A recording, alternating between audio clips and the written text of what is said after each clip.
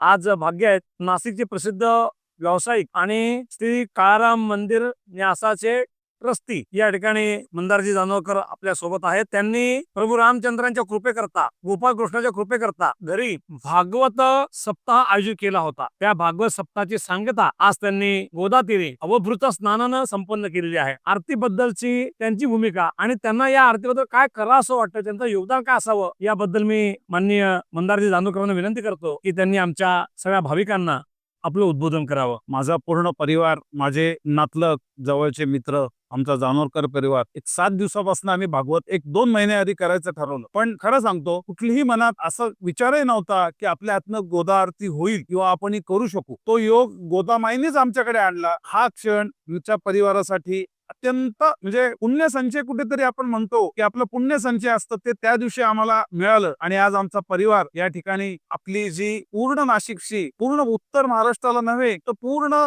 निम्म्या भारताला जी गोदामाई तारते, त्या गोदामाईचं आरती करण्याचं सौभाग्य आमच्या परिवाराला लागलं. तो क्षण आमच्या परिवारासाठी प्रचंड भावनिक होता. माझे नातेवाईक, माझ्या आत्या, माझ्या मोठ्या, ह्या सगळ्यांच्या डोळ्यात फक्त अश्रू होते की त्यांना भूतोन भविष्यात हा आनंद मिळाला, पण हा योग त्यांना कधीच आला नाही. पण त्यांचे वय आता 80 वर्ष, 85 वर्ष, अशा वयात सुद्धा त्यांनी आज ही आरती केली आणि त्याच्याने हे पुण्य हे मला लाभलं की मी त्यांना इथे घेऊन येऊ शकलो आणि या ठिकाणी आरती त्यांना करता आली. खरंच हा प्रसंग माझ्या परिवारासाठी हा अत्यंत सुवर्णाक्षरात लेण्यासारखा आहे आणि मी खरंच त्या गोदामाईचे आभार मानतो आणि तिच्या पुढे नतमस्तक होतो की तिने हा योग घडवून आणला.